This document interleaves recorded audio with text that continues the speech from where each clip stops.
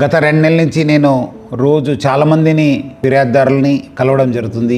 రకరకాల పేరుతోని రకరకాల చీటింగ్ అయిన వాళ్ళతోని కేసెస్ ఉంటావు. బట్ కొన్ని కేసెస్ చాలా అంటే చాలా బాధ కలిగిస్తుంది. ఎందుకంటే చాలా మంది అమ్మ నాన్నలు వచ్చి మా పిల్లలు మనకు పట్టించుకుంటలేరు, మా ఆస్తులు రాపించుకొని మనకంతా బయట పంపించారు, లేదంటే ఒక చిన్న ఇల్లులో పెట్టారు, మనకు రోజు కూడా గడపడము చాలా కష్టమవుతుందని చెప్పి వాళ్ళు చెప్పడం జరుగుతుంది. వాళ్ళందరూ కూడా పిల్లల్ని పిలిపించి మీరు కౌన్సిలింగ్ చేయండి సార్, కేసు కట్టండి అని చెప్పి చెప్పడం జరుగుతుంది.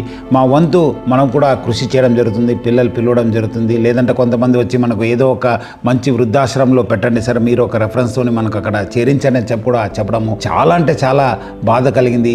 మీరు కూడా ఒకరోజు ముసలాళ్ళు అవుతారు, మీకు కూడా ఏజ్ అయిన ఓల్డ్ ఏజ్ సమస్యలు వస్తాయి. అప్పుడు ఇప్పుడు మీ తల్లిదండ్రులను బాగా చూసుకోకపోతే మీ ఒక పిల్లలు కూడా అదే నేర్చుకొని మీకు కూడా అదే పరిస్థితి రావచ్చు. ఎందుకంటే ఈరోజు ఈ ప్రపంచంలో రావడానికి కారణం వాళ్ళు ఎంతో కష్టపడి మనకు పెంచుంటారు. మనకు మంచి ఉద్యోగంలో మంచి స్థాయిలో చూడాలనేది వాళ్ళ ఆశే.